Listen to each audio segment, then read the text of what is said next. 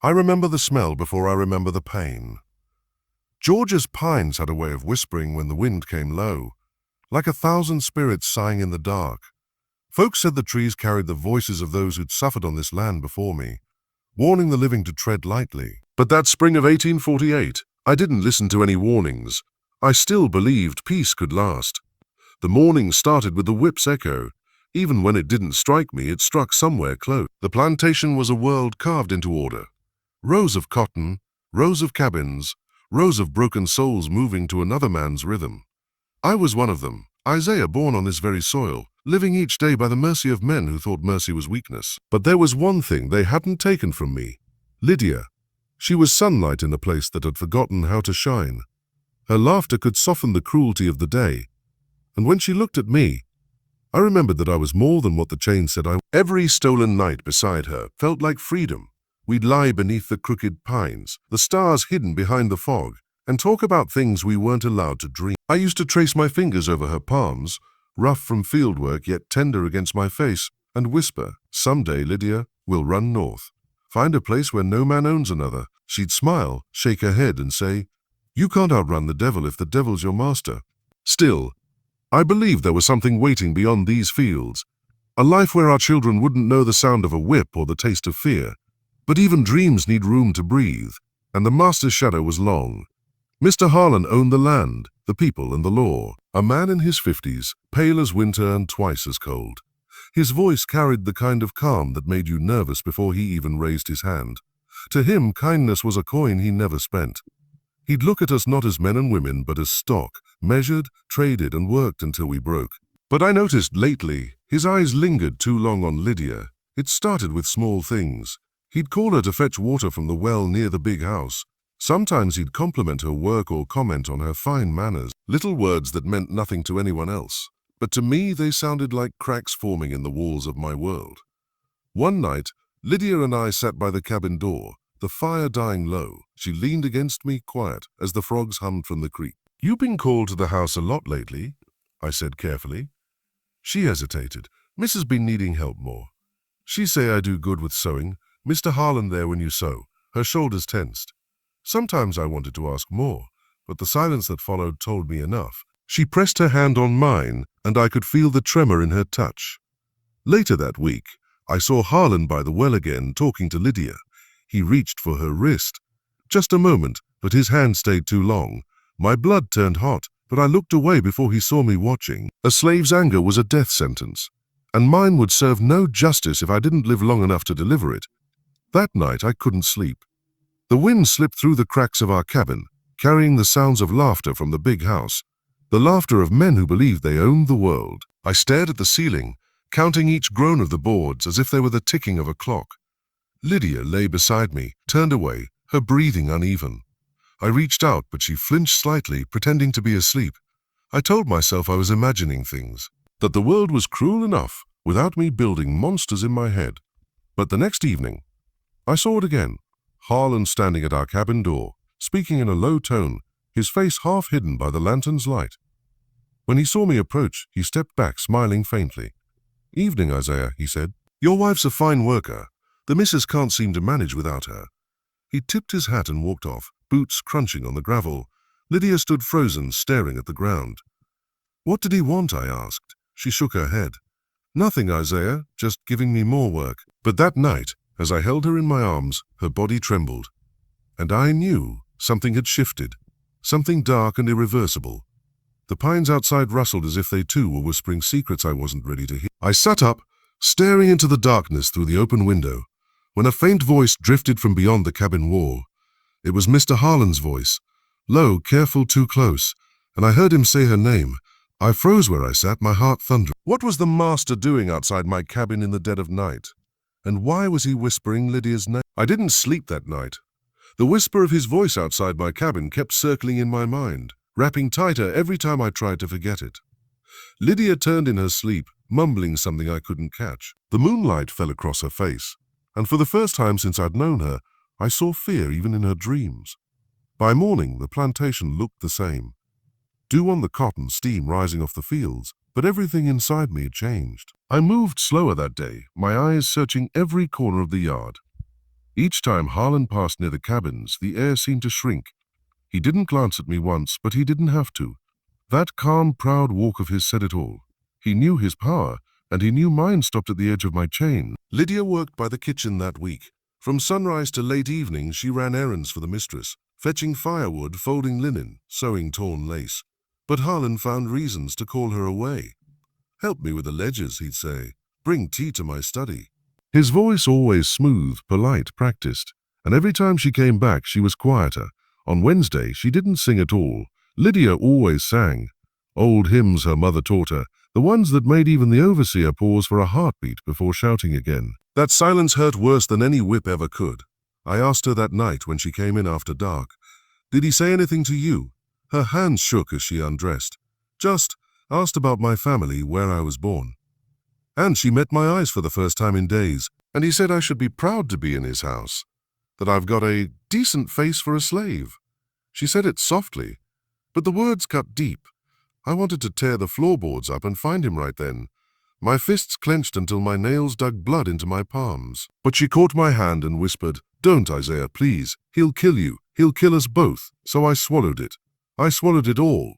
The rage, the shame, the helplessness, and let it burn in silence. The next morning, while tending the mules, I noticed something near the trough.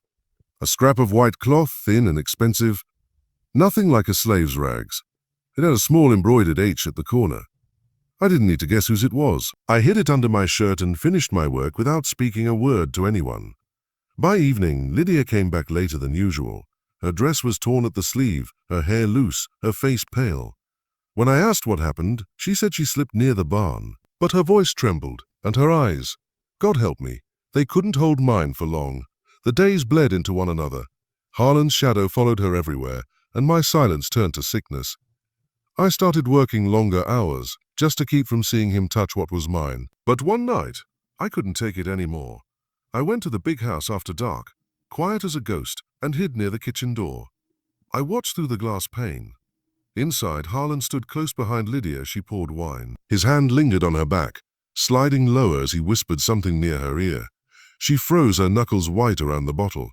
The mistress wasn't in the room. No one was. It was just him and her, and the devil between them. When I moved, my foot snapped a twig. The sound made him pause. His eyes flicked to the window, and for a breath I swear he saw me there. His mouth curved into a slow, knowing grin before he turned away again. I ran back to the cabins before he could come out, my heart pounding so hard I thought it might wake the others. I sat on the floor, holding my head, feeling the weight of every second. Lydia came back later, long after the lights in the big house had gone out. Her lips were trembling. She tried to lie down beside me, but I moved away. She said nothing, and I said nothing. The silence between us was a wound we couldn't stop bleeding. The next day, Harlan announced that Lydia would be helping his wife pack for a trip to Savannah. The mistress had family there, he said, and needed a hand she could trust. I didn't believe a word of it. I tried to protest, but the overseer's whip cracked near my feet before I finished my sentence. "Mind your tongue, boy," Harlan said. "I decide who works where." Lydia looked back at me as she was led away. Her eyes were glassy with fear. She mouthed something, 3 small words I couldn't hear, but I knew what they were. "Don't follow me." That night rain came down in sheets. I sat by the door of our empty cabin, the fire dead, the cold creeping in. Hours passed, but she didn't return. I counted every drop that hit the roof, every rustle in the dark, until my thoughts turned to madness. When at last the door creaked open, Lydia stood there soaked to the bone, trembling so hard she could barely walk. Her dress was torn at the shoulder, her face streaked with tears and mud.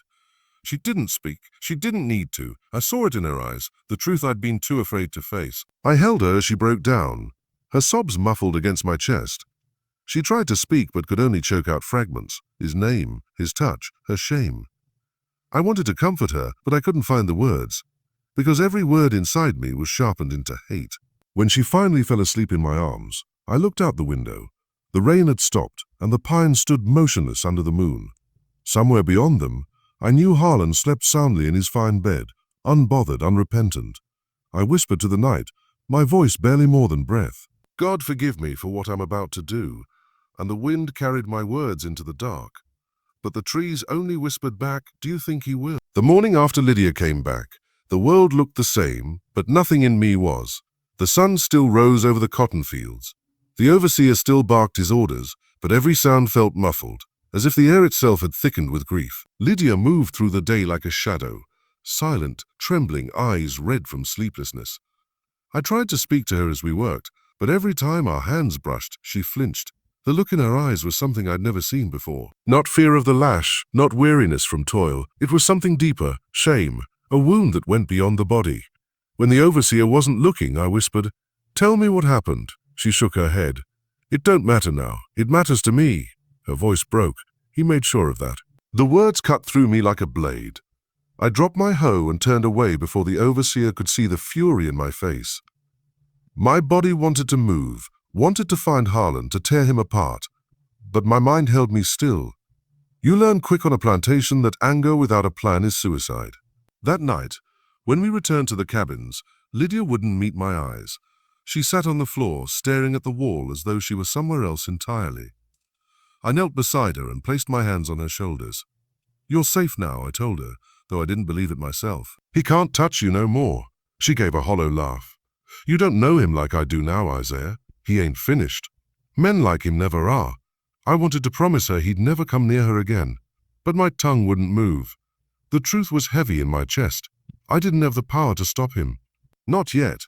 When she fell asleep, I went outside, unable to breathe inside that cabin. The sky was cloudless, and the moon shone bright over the fields. I could see the big house on the hill, its white porch glowing pale in the night. I stared at it until my vision blurred. Every board, every shutter, every inch of that place felt soaked in the suffering of the people who built it. The crickets sang, and somewhere far off, a whip cracked. It sounded like thunder to me. That's when the thought took root. Not just anger, purpose. If God wasn't going to send justice down from the heavens, then maybe he'd chosen me to carry it out. Over the next few days, I pretended life had returned to normal. I smiled when the overseer passed, nodded when Harlan gave orders, and kept my head low.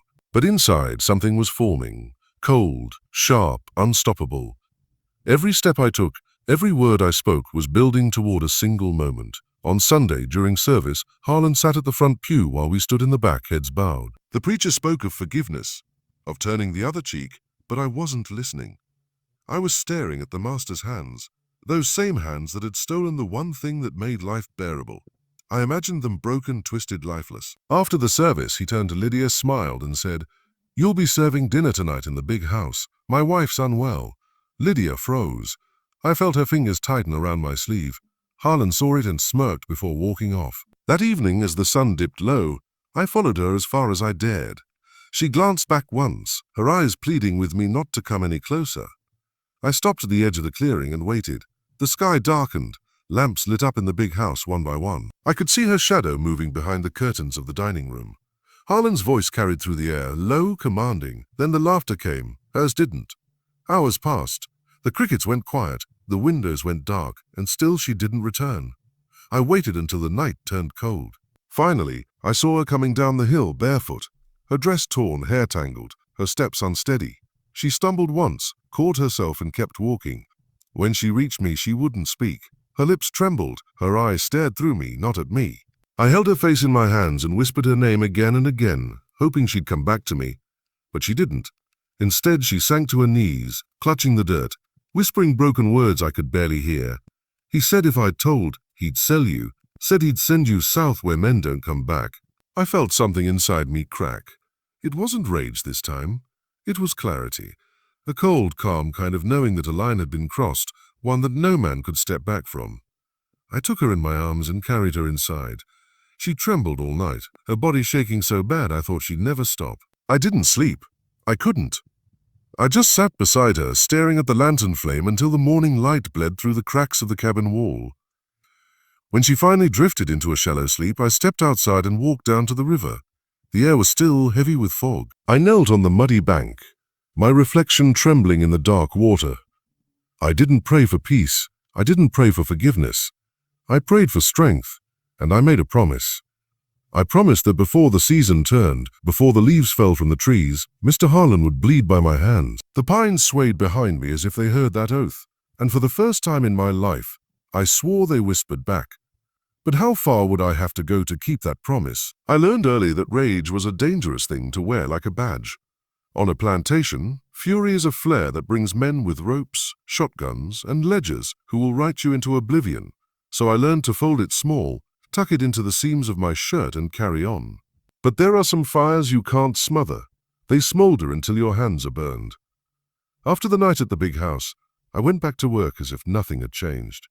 I mended broken fence posts, fed mules, and wedged my body into the rhythm the master expected. The whip still cracked. The overseer's voice still cut through the rows, and I moved like everyone else. Head down, shoulders bent. People passed me and said, "Good morning, Isaiah."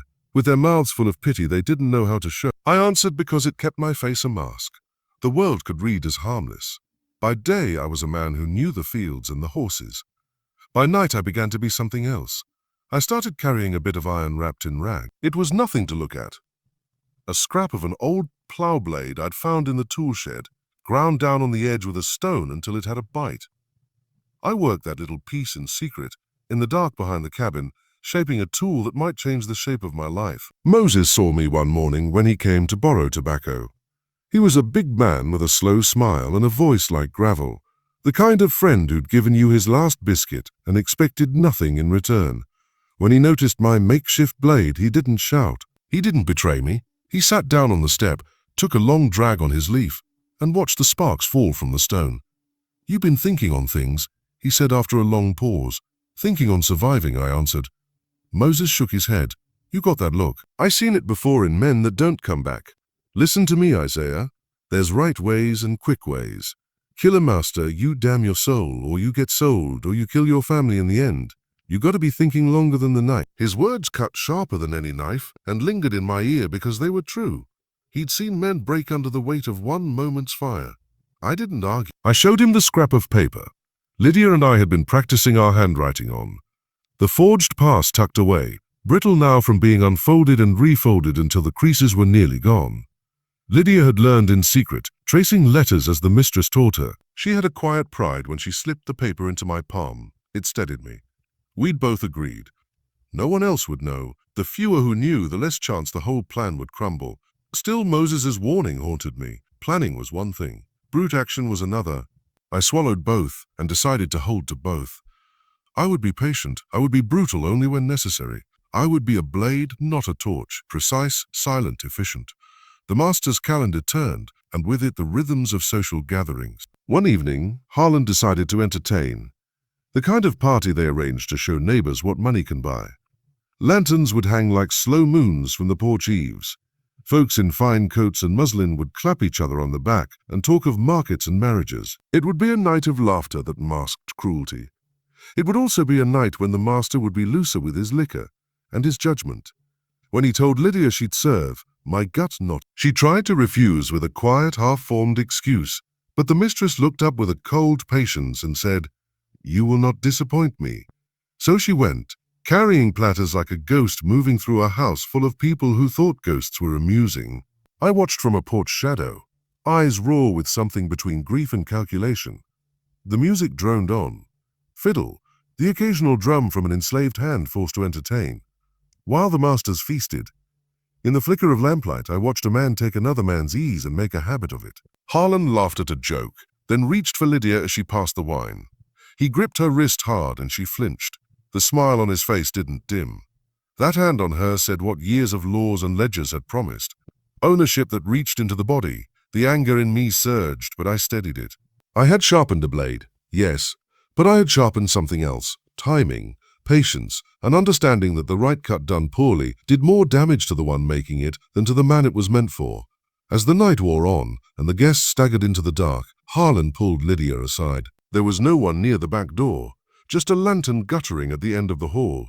He spoke low, and I could not hear every word, but I saw the way Lydia's shoulders folded, the way her mouth trembled.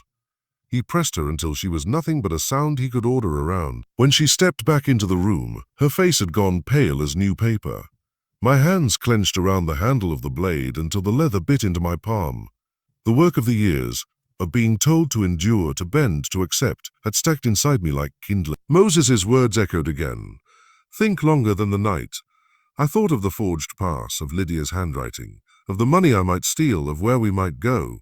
There was a way to end this that would not make husks of the ones we loved. It would take cunning, patience, and a coldness I did not relish. I set the scrap of iron back beneath the floorboard and breathed in, out, in, letting the air fill up my lungs like promise. The night ended with the guests trailing away, their laughter bleeding into the field. Lydia came back to our cabin later than the others, and when she turned to look at me, the sorrow in her eyes had sharpened into something else. Recognition, perhaps, or the beginning of a resolve. I whispered to her, "I'm keeping a promise, Lydia. I'm going to make him on." She looked at me for a long time, then nodded once. Her fingers closed around mine like a chain. I slept without closing my eyes, thinking the way a man plans a journey with no map. The pines sighed above us as if they knew what was coming. How far would I have to go to make a promise like that true? The big house smelled different on nights like that. Polished wood, simmering food, and a kind of arrogance that sticks to the rugs. Lantern light turned faces shiny, and men wore their fortunes like armor. They laughed loud enough to drown the smaller noises. The soft footsteps of servants, the scrape of chairs, the muffled curses of a man who thought himself untouchable. It was the kind of night meant to remind everyone who held the coin and who carried the burdens. I watched from a shadow near the grape arbor, while the house swelled with music and whiskey. Lydia moved through the dining room with a tray in her hands, a ghost among the revelers. The masters mistook her silence for humility and called it virtue. They passed plates to each other, patted backs, traded gossip about daughters and crops and cheap politics. Harlan sat at the head of the table, chest broad, grin wide, the picture of a man who could buy absolution with a glass of brandy. When Lydia poured a glass for the master, his fingers brushed hers. Just a whisper, they said, just an accident. Yet the way he kept his hand there made the room feel colder, as if someone had opened a window to let out the last of the heat.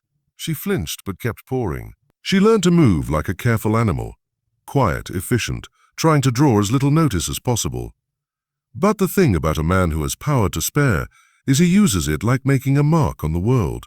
He used Lydia as a place to carve. I felt the blade in my pocket as if it were a live thing. It warmed against my thigh every time she passed, a reminder that I carried something that could change the shape of the night. My mouth tasted like iron, and my hands wanted to move without waiting for permission. But every step toward the master was a risk. One false move, and a man could be hung for the lesson. He delivered a second too soon. Harlan laughed at some jest, and the room rocked with company approval. His laughter turned to a soft command when he called Lydia closer. She obeyed because she had no other choice. He took her hand under the table, and I watched every fraction of movement, like a man watching a slow fuse hiss along. He squeezed once, twice, his fingers possessive. She tried to pull away, and his jaw tightened. The mistress noticed on the edge of her smile an awareness that did not reach her eyes. She raised a glass and spoke politely to the man beside her. The table answered with glass clinking. And talk about markets. Most of them would have called Lydia back later to fetch more wine or bread. Most of them would have seen her as a tool, useful and replaceable. The music thinned, and the men staggered, the room slurred into private conversations.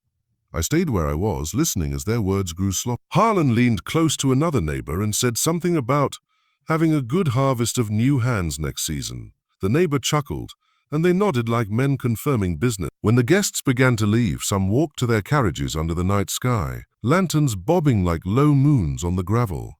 Harlan rose from his seat, the grin never leaving his face, and slipped away from the cluster of men toward the back of the house. My breath caught. He paused at the side door, looking back to make sure no one watched, then moved through the shadowed yard. Lydia finished clearing a few dishes, hands moving with the practiced speed of someone who had to hide what she felt from every eye. I watched her lift a platter, and then, almost as if she had no choice, she followed him out the back. Her footsteps were quiet on the wooden boards. For a second, the world narrowed to the two of them moving in the dark. Something inside me clicked like a trap. Every lesson I'd learned about patience warred, with the sight of Lydia walking into the woods, with a man who had no right to her body or her breath. The plan I had been stitching together with fabric, paper, and stolen glances now required a stitch of different kind, one that might need blood.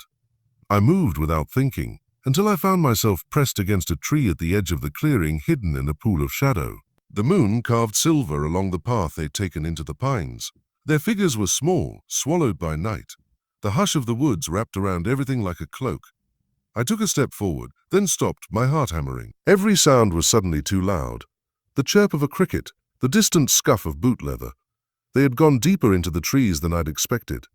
Harlan's voice was a low, commanding murmur, and Lydia's answering sound was a whisper I could not quite make out. She sounded small, like someone trying not to be heard by a man who already believed he owned silence. The path ahead narrowed, and the branches closed over them. My hands tightened on the leather of my blade's sheath until my fingers ached. I wanted to rush them then, run through the underbrush and tear him out of her reach, but every pore in me knew this was the moment a wrong move would cost everything. If I acted now, in the heat of the moment, I might kill a fool and lose us all by the morning. If I waited, he might finish what he wanted and leave her broken beyond repair.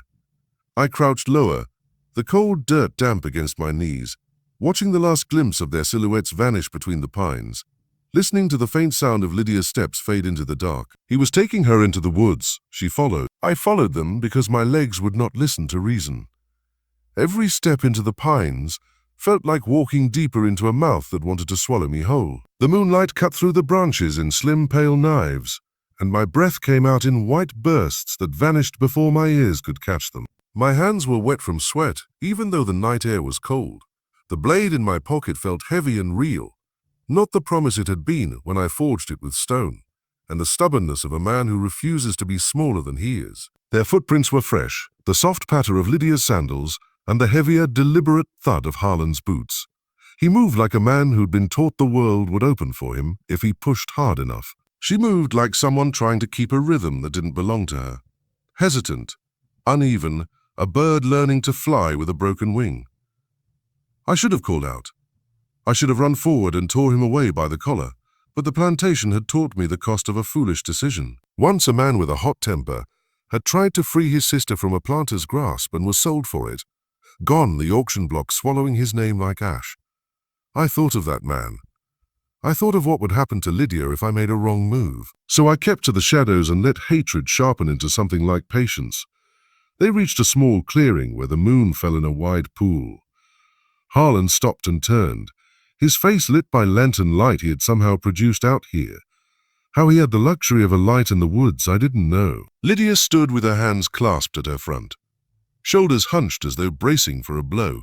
The way he stepped toward her, the slow predatory manner, filled my chest with a cold animal sound. I should have run then. I stepped on a twig instead. It was a tiny sound, ridiculous and final. It cracked like a whip in the hush of the forest. Harlan's head snapped toward the sound, his eyes narrowing, the lantern light catching on the edge of his jaw. For a heartbeat I believed he hadn't seen me. Then his hand dipped toward his belt where a musket hung, old and mean, the kind of thing meant to remind you of boundaries you are not allowed to cross. "You there?" he called, loud enough to carry. The way he said it wasn't a question, it was an accusation. Lydia's body went rigid. I pressed my back hard against the bark of the tree behind me, my palms leaving wet prints on the rough wood. The blade in my pocket felt suddenly thin as a prayer. He lifted the musket and took aim without even moving his feet. Harlan aimed like he'd been taught to aim. Years of practice at enforcing edges. I saw the little white of his knuckles against the wood of the stock and felt the world narrow to the length of that barrel. I stepped out because the world had shortened to a single line and its end could be Lydia. My foot slipped on the pine needles. The sound was a curse. The musket cracked. Pain lanced my arm, hot and bright, and I tasted iron. It wasn't a clean shot. The ball grazed skin and muscle and turned my world sideways. My cry was muffled by the pine, but it was enough. Harlan turned, eyes wide for the first time that night, and I did what the anger inside me demanded. I ran. We collided like two weather fronts. The barrel of the musket struck my shoulder as Harlan swung it toward me. The weight sent us both stumbling. Mud flew. Pine sap clung to my skin. The blade I'd meant to keep holy, my secret justice, slid free of its sheath in the grapple, clattering on the loam like a betrayed promise. For a second, we were just two men flailing, hands reaching for anything hard enough to break the silence. He screamed for help, a ragged sound that tore at the night. I grabbed at the musket and twisted, feeling the cheap wood splinter under my fingers. He hit me in the face with the butt, and stars broke open in my vision. Then Lydia, as if awoken by thunder, found a fallen branch and brought it down on Harlan's shoulder with everything she had. The sound of wood striking flesh was sickening, sharp and real, and for a breath it bought us a fraction of space. We rolled in the mud, and the world became a confusion of wet leaves and wet rage. Harlan tried to strike me again, and my hand closed around the plow blade as if it had been waiting for this very instant. I didn't think about whether this was right or wrong. There was only the hot, immediate business of survival, of ending what needed ending. I pushed until the metal found purchase, until the sound of Harlan's breath left him like a bell cutting off mid-toll. When it was done, the woods were too quiet. The same pines that had whispered secrets before now seemed to hold theirs like a held breath. Harlan slumped to the ground, his white shirt darkening around where the life left him. I was shaking so hard I could hardly stand. Lydia collapsed beside him, her sobs muffled into the wet earth. I looked at my hands, and they were not clean. They were not the hands of the man who had held her once in gentle laughter. They were the hands of the man who had kept a promise by blood. I wanted to vomit. I wanted to laugh. I wanted to curl into a ball and slide under the soil. Instead, I found my voice, small and raw, and I told Lydia to run, to leave, to take whatever I had hidden for this very purpose, paper coin, a scrap of a forged life, and go. She looked at me with eyes that didn't look like mine anymore. I can't leave you, she said, in a voice that was water and stone. I wanted to tell her I had no plan but to die here like a dog. Instead, I said what I'd practiced in the quiet hours. We leave tonight, or we die here together. From beyond the trees came the faint, terrible sound of torches being struck. Men calling, hounds barking, the distant rush of boots moving toward the clearing. Would we make it out before the hunt closed in on us? The woods weren't quiet anymore.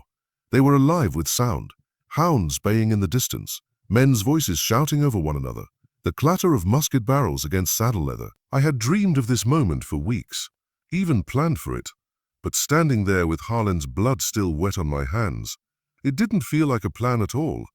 It felt like a storm breaking right on top of us. Lydia trembled beside me, her hands still wrapped around the branch she'd struck him with. Her face was pale and streaked with tears, but her eyes had hardened into something I hadn't seen since we'd first been chained to that plantation. Resolve. She looked at me and didn't flinch at the blood on my shirt or the wound on my arm. She just said, "Tell me what to do." I grabbed her wrist and pulled her up. "We run," I whispered. Now we slipped deeper into the pines, moving as fast as our legs would take us.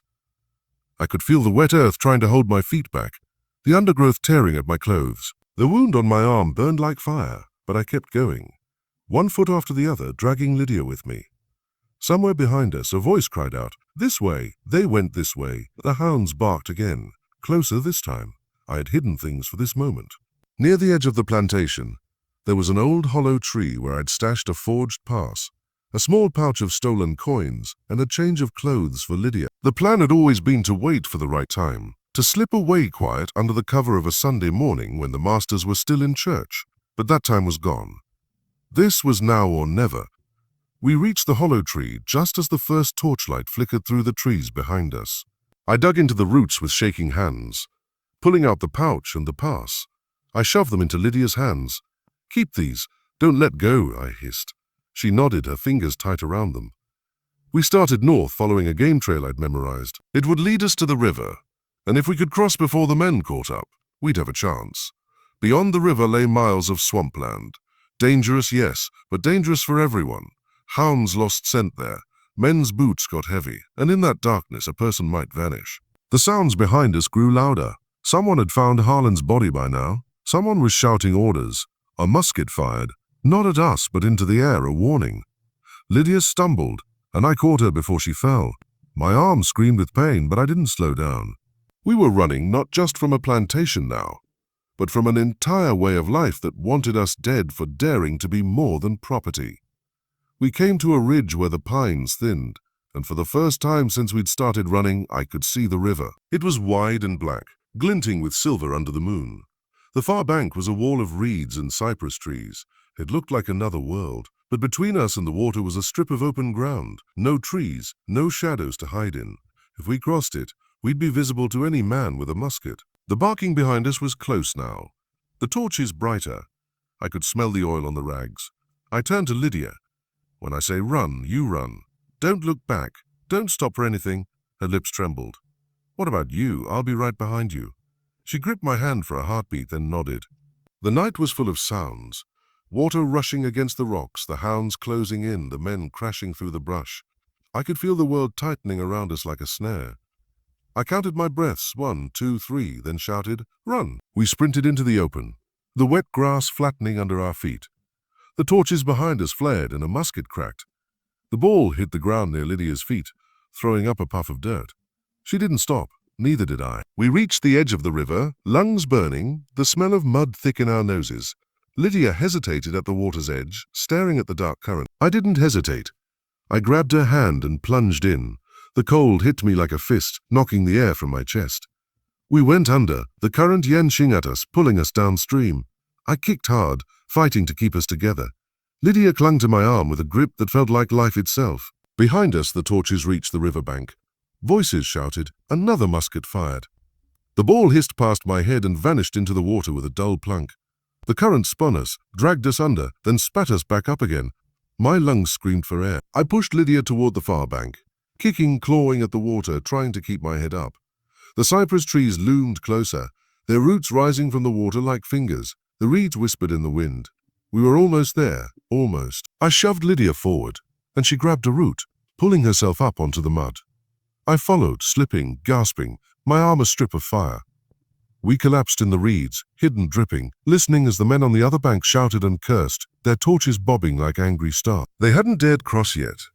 Not here, not into the swamp, but we could hear the hounds still barking, still sniffing for a way. And we knew the men would find one. Would the swamp give us refuge or swallow us whole? The mud sucked at my feet like it wanted to pull me under. The reeds whispered, shifting in the night wind, hiding us from sight but not from sound. Lydia's breath came in ragged bursts beside me. Each one sounded louder than a gunshot. I pressed a finger to her lips and tilted my head, listening. The men were still on the far bank, their torches flickering like will-o'-the-wisps in the dark. I could hear one of them yelling about the hounds losing the scent. The swamp wasn't just mud and trees, it was alive. Frogs croaked in the distance, insects hums. Something large moved through the water nearby. In the moonlight, the cypress roots rose from the black water like twisted bones. The smell was thick and sour, but under it was something else. Freedom. I could feel it like a heartbeat under the surface. I guided Lydia deeper. Following a narrow path of raised ground, I'd heard whispers about from old Joe, one of the field hands. He'd escaped once, long before my time, but they'd caught him and dragged him back with a rope around his neck. He used to talk about the vein, a hidden trail through the swamp where even the best trackers got lost. He said it led to an old clearing where the cypress trees stood like guardians. Beyond that, if you kept walking north, there was an old Quaker safe house. Whether it was true or just an old man's tale, I didn't know. But I had nothing else to cling to now. Lydia stumbled on a root, and I caught her before she fell, my wounded arm flaring with pain. Her dress was heavy with water, clinging to her legs. "Are you sure about this?" she whispered. "No," I said. "But it's the only way." Behind us, a hound barked again. Closer now. The men had found a crossing. I pulled Lydia forward faster. The swamp rose up around us, the path narrowing, water seeping over our ankles. Something splashed ahead. A snake sliding into the water, or maybe an alligator. Lydia stiffened. "It's all right," I murmured. "Just keep moving. They fear this place more than we do." We reached a patch of ground where the cypress roots curled into a circle like a crown. In the middle stood a fallen log, hollow and slick with moss. Inside it was dry enough to crouch. We slipped inside and pressed our backs to the wood. Lydia's teeth chattered. My heart pounded so hard I thought it would shake the log apart. Through a crack in the bark, I saw the torchlight moving among the trees. They'd crossed. The men were spreading out, calling to one another. A hound splashed into the water, sniffing, whining, then barking again. A man's voice cursed and slapped it quiet. Another musket fired into the dark, the sound echoing over the water like thunder. I held Lydia's hand and tried to steady my breathing. We had no weapons now. No plan beyond this hollow log and the thin line of trail I hoped existed. But even as fear pressed in around me, something else rose up, cold and sharp. A kind of calm I hadn't felt since before Harlan stole Lydia from me. This was my ground now. Not his, not theirs. If they came into this swamp after me, they'd pay the price. I leaned close to Lydia's ear. "When I move, you stay low. We're going to lead them deeper, where the ground eats their boots and the water hides the roots. They'll lose their way before we do." Her eyes met mine in the dimness. She didn't say a word, but she nodded. A branch cracked somewhere close, a voice cursed. I could almost see them in my mind, their boots sinking, their torches hissing in the damp air. They thought they were hunting us. They didn't understand yet that the swamp hunted them too. I eased out of the log, motioning for Lydia to follow. We slipped into the water again, moving silent as shadows. The torches were on our left now. I steered us right toward thicker reeds, where the water smelled of iron and the ground dipped suddenly. Every step I took felt like a choice. Left meant safety, right meant death. I didn't know which was which anymore. A musket ball smacked into a tree trunk near my head. Lydia gasped, but I held her steady. The swamp swallowed the sound of our footsteps, but the men were still close, too close. Ahead, the cypress trees opened into a small clearing lit by moonlight. In the center was a black pool of water, so still it looked like glass. I remembered old Joe's words. When you find the mirror, you're almost free. This had to be it. But the mirror pool was also a trap. Its edges were soft and treacherous. The ground gave way under my foot, and I sank to my knee. Lydia grabbed my arm, pulling me back. Her face was pale, eyes wide. "What is this place?" she whispered. I stared at the pool, its surface unbroken, reflecting the stars above. I could hear the men crashing through the brush behind us, cursing and shouting. The hounds barked again, high and frantic. "This," I said softly, "is where they lose us. Would the swamp truly take them, or take us instead?" We moved like ghosts through the reeds, water cold against our thighs. The swamp wrapping us in a wet hush that swallowed sound. Moonlight skittered across the black pools, turning every ripple into a tongue of silver. Each step felt like trespassing into something older than the plantation, older than the laws that bound men. And there was a religion to the swamp that didn't ask permission. It taught patience. It taught hiding. The shouts on the other bank had grown ragged, then organized, single voices knitting into orders. Men separating like flocks, torches bobbing like angry stars. The hounds bayed and then went silent. Noses turned skyward as if they searched for a scent wind had stolen. We kept our heads down and our mouths shut. Lydia's fingers were clamped to mine, so tight the skin burned.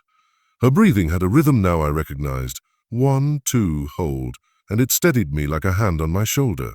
We skirted the mirror pool, stepping quiet around its rim where old roots held firm. The air felt thicker here, as though the trees breathed slower. I told Lydia to rest while I scouted a little ahead.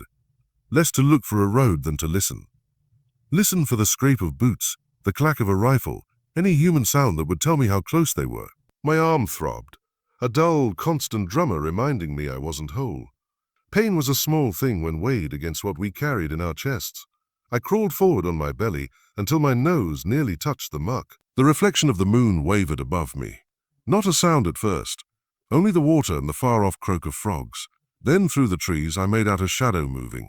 2 now, then 3, torches bobbing, voices low, a whisper of commands. They were spreading out, sweeping the swamp in lines. Their boots sank, splashing quietly. Hounds nosed along the banks, their noses like small clocks, relentless and faithful. I crawled back to Lydia, and we started again, keeping lower, moving like things that had no faces. I tried to imagine the life we might build if we reached safety. A small house with a sturdier roof than our cabin had known, a chair by a hearth, Lydia free to sew without glances that felt like hands. The image steadied me. It was what I clung to when fear tried to unmake the plan. We had almost cleared the ring of trees when a shout rose. Not from the hunters, but from somewhere much closer. The kind of voice that rippled like a stone dropped into still water. It carried a name that had weight in it, a name tied to bone and memory. Isaiah. A voice called, softer than the others but cut with something I couldn't name. I froze. My heart slammed as if trying to escape my ribs. Lydia's hand left mine and found the tree bark, nails digging into the wood. The swamp around us hummed low. I twisted slowly, trying to place where the voice had come from.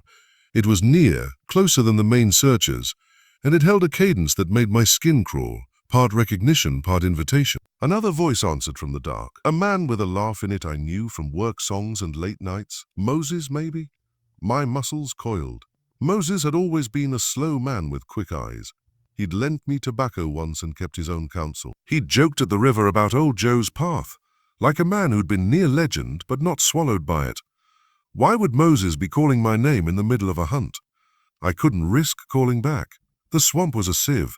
One sound would widen into a chorus. Still, the human shape stepped from between the trees, not from the hunter's line, but from a narrower trail, and the lantern light glinted off a face I thought I could trust.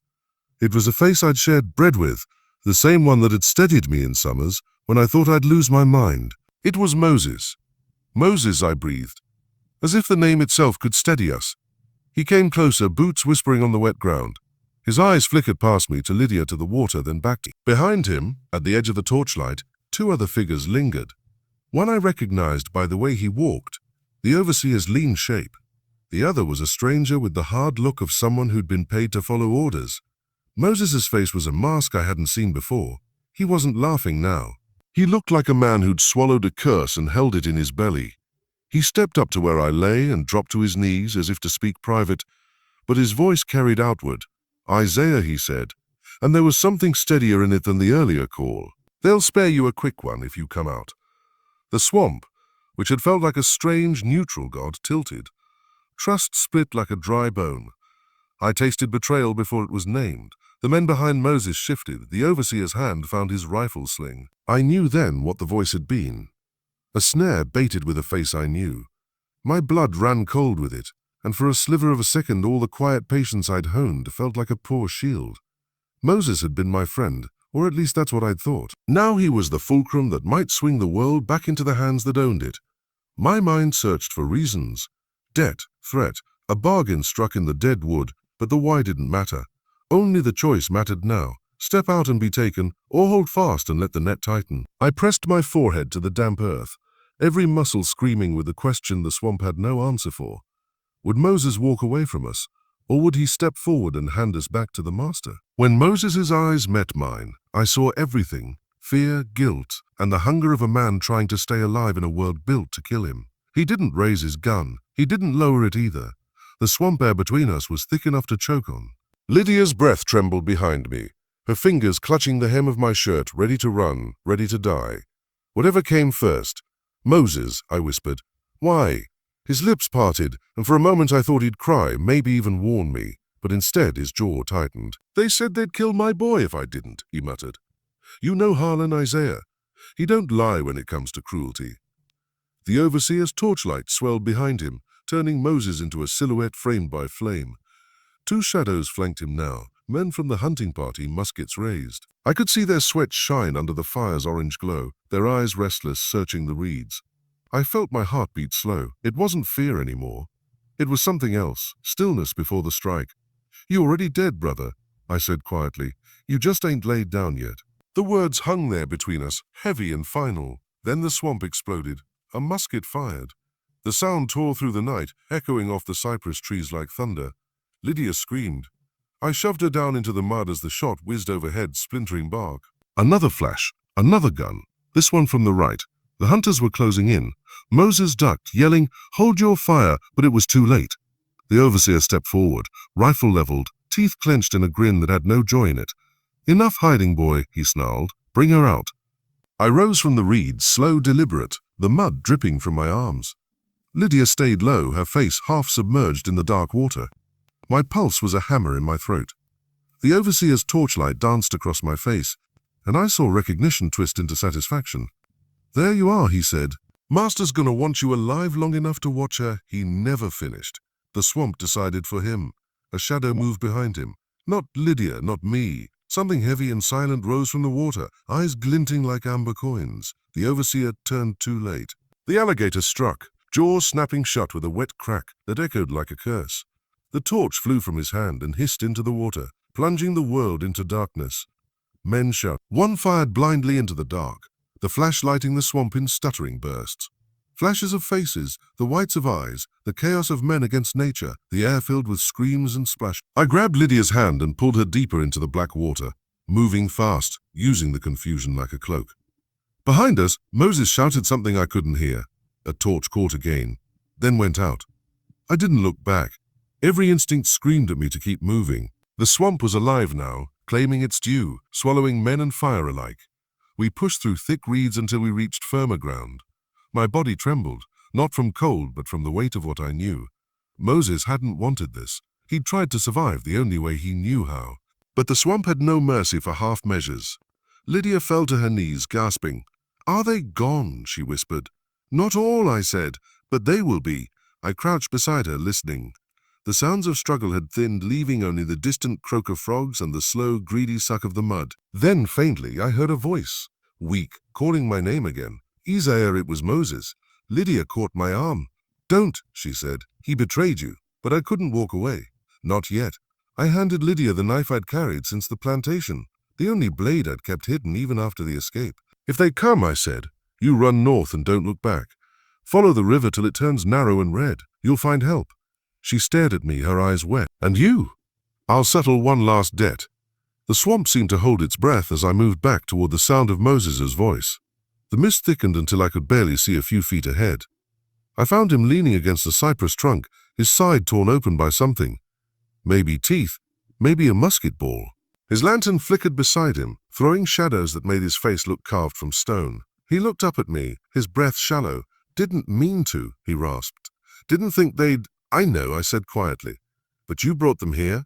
His eyes filled with tears. "My boy," he whispered, voice breaking. "They said they'd hang him if I didn't. For a moment, I saw the man I'd once known, the one who'd shared bread with me under the sycamore, who'd sung low songs to keep his courage. I wanted to hate him, but all I felt was the ache of what this land did to us, the way it turned brother against brother, man against himself. He reached for me, his hands slick with blood. "You, forgive me." The words stuck in my throat.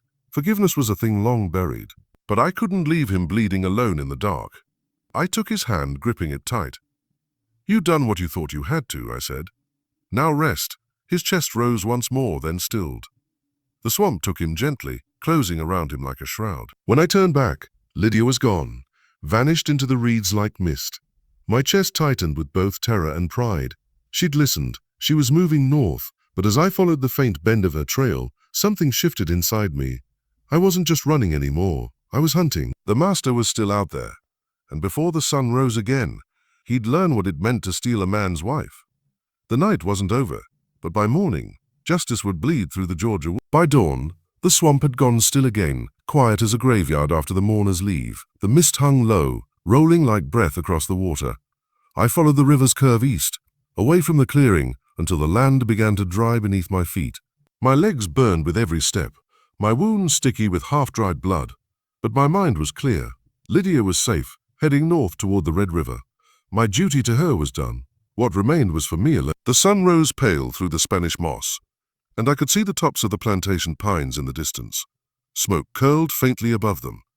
The morning fires, the same smoke I'd seen every day of my life. The place where I'd been born, beaten and broken. The place Harlan thought he owned, and the place he'd die in before another sunrise. I moved silent along the tree line, watching as the White House came into view through the haze. The field stretched empty. The slaves were still in their quarters, waiting for the horn. A few overseers milled near the stables, rifles slung, faces heavy with sleeplessness.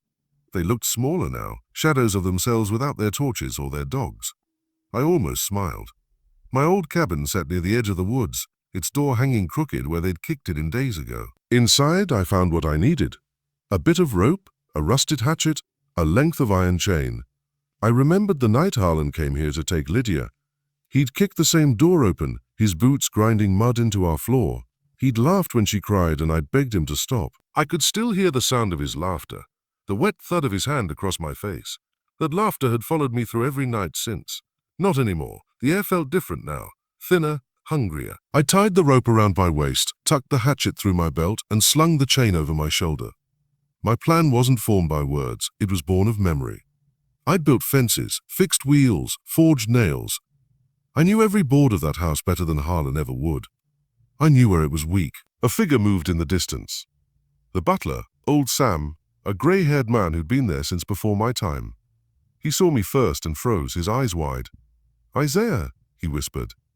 Disbelief breaking through his voice, I nodded once. "Where is he?" Sam swallowed, his hands trembling. "Upstairs." "Still sleeping, I reckon. Drank near a whole bottle last night.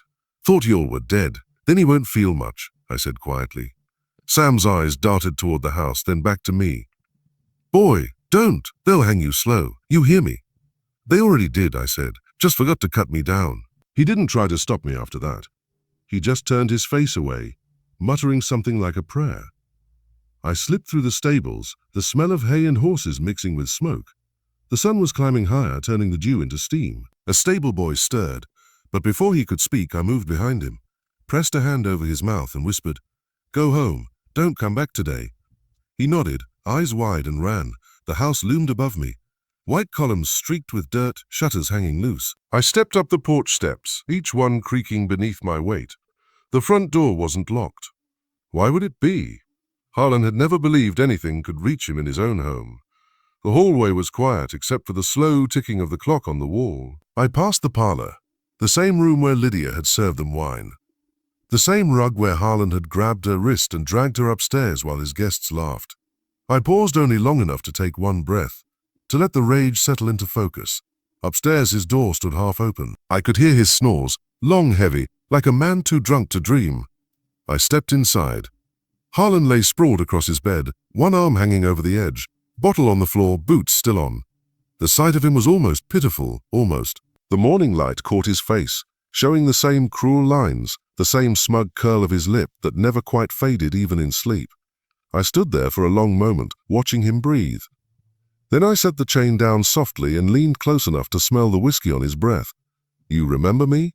I whispered. His eyes flicked open, confusion first, then fear. He tried to rise, but I had the chain around his throat before he could shout. He gasped, clawing at the iron, but my arms held fast. The sound that came out of him wasn't human. More a croak, a rasp, a dying thing trying to call for help. He swung his fists, caught me once across the cheek, but it didn't matter. The chain bit deep, and I twisted until the fight drained out of him. His eyes bulged, his feet kicked, then went still. When it was done, I let him fall back onto the bed. His mouth hung open, eyes staring at nothing. For a moment I felt nothing at all. No triumph, no sorrow, just quiet, the kind of quiet the world makes after thunder. But it wasn't over yet. I looked around the room. At the framed portraits, the fine curtains, the polished furniture that slaves had built and polished for decades. I picked up the whiskey bottle and poured it over the rug, over the drapes, over the man's body. The smell filled the air like sin. Then I struck a match. Flame bloomed fast, orange, hungry, alive.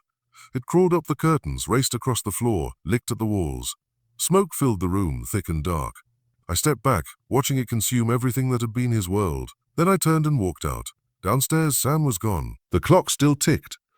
Outside, the morning birds sang like they didn't know a thing had changed. But behind me, the house crackled louder and louder until the windows burst and fire spilled from them like blood from a wound. I didn't look back again, because what I'd come for wasn't revenge anymore. It was balance. And the swamp, the fire, and the land had all taken their share. But as the flames rose, one thought burned sharper than all the rest. Lydia was still out there, and freedom was never promised, only earned. The fire behind me roared until it became part of the wind, a deep, endless growl that chased the sun as it rose. I didn't turn around. The orange glow licked the horizon, casting long shadows over the field rows I once broke my back to plow. Ash began to drift through the trees, soft as snow but heavier with the weight of everything that had been lost. The land smelled of smoke and redemption. I walked until the air thinned and the sound of burning faded into silence. My hands were black with soot, my body weak, but inside me was a stillness I hadn't known since before Harlan stole Lydia from me. The chain marks on my wrists throbbed like living things, reminders of what I had been and what I refused to be again. I followed the river north as I'd told Lydia to do. The water shimmered in the dawn light, red at first, like the swamp's reflection of blood, then gold as if morning itself was trying to wash the night clean. I walked for hours through cane and moss, across hidden roots and sinking mud, until the sound of birds returned and the forest opened wide. That's when I saw her. Lydia stood by the riverbank, barefoot and shivering, her dress torn, her hair loose and wild. She turned when she heard the branches break under my feet, and the look on her face, disbelief, then joy, then something deeper, broke what was left of me. She ran to me, her hands trembling as they touched my face, the soot, the blood, the marks left by chain and rage. "You came back," she whispered. "I told you I would." We stood there for a long time, saying nothing. The world around us was quiet except for the soft rush of the river. I could feel her heartbeat against my chest and alive. She looked past me, toward the faint pillar of smoke rising in the south. It's done, I said. The house, the fields, him, all gone." Her lips parted, not in horror, but in something like relief. "Then we're free." The word hung between us, fragile and strange. Free. I'd never said it before. Never believed I'd live long enough to feel what it meant. But now, standing by that river, with nothing left but each other and the road ahead, I began to understand. Freedom wasn't clean. It was built on blood and ash and the bones of the ones who couldn't make it. It wasn't a dream. It was a burden we'd carry every step beyond the swamp. We found a small clearing by the river and rested. Lydia washed her hands in the water, the dirt and smoke swirling away downstream. "Where will we go?" she asked. "North," I said. "Maybe Tennessee, maybe farther. I know a name or two who will take us in. They'll have us till we can stand on our own. And then we find land that's ours, even if it's just a patch big enough to plant one seed." She smiled faintly, tracing the scar on my wrist. That'll be enough for the first time, I believed her. The morning light broke through the trees, and I felt warmth touch my skin. Real warmth, not from fire or fever, but from the living world itself. Birds called overhead. Somewhere behind us, the swamp whispered like an old friend keeping its secrets. I took Lydia's hand, and we began to walk again. Slow, steady, silent. Each step felt like a story written into the earth. The chains, the screams, the pain, all of it fading behind us, carried away by smoke and time. But even as peace settled in, part of me stayed alert. Freedom didn't erase the past. It waited always, like the swamp's breath, watching, listening, remembering. By midday, the forest opened to a wide field of tall grass that shimmered in the wind. Lydia laughed softly, her voice light for the first time in years. "Feels like heaven," she said. I nodded. Though I knew heaven didn't burn, it rebuilt. We stopped at the edge of the field. I looked back one last time toward the south, where the faint plume of smoke still climbed into the sky. Somewhere under that ash lay the bones of the man who'd thought himself untouchable, and the ghosts of every soul he'd broken. The land had taken him, same as it had taken so many before. I squeezed Lydia's hand. "He can't touch us now," I said. "No," she whispered. "Not ever again." We walked on until the plantation disappeared from sight, until even the smoke was swallowed by the sky. The sound of the river grew louder, leading us onward, toward the unknown, toward something close enough to peek. And as we crossed into the open, I realized the truth that had lived beneath all the rage and blood. They could own a man's body, but never his will. They could steal a wife, but not her love. And they could build a world of chains, but one spark, one act of justice could burn it to the ground. The Georgia woods were silent now, but they would remember my name, because I was not just a slave who ran, I was the husband who came back.